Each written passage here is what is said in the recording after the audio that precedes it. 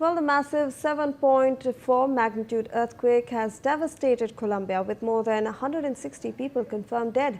At least 164 people have been killed and nearly 500 others have been injured after the powerful earthquake struck the country.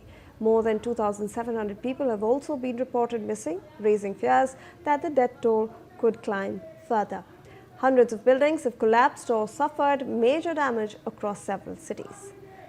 So, Atul, if you can also give us an update regarding the earthquake in Colombia, please.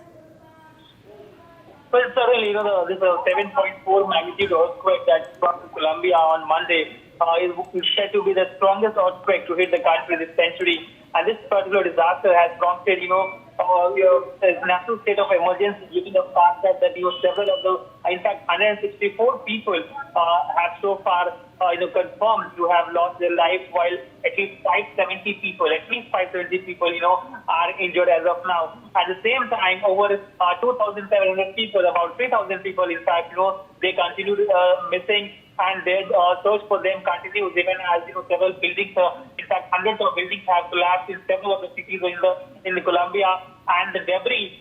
It is feared that several of the people are trapped still in the debris of those buildings that have collapsed. And since then, what we're learning is that not 1, 2, or 10, but in fact 1,600, in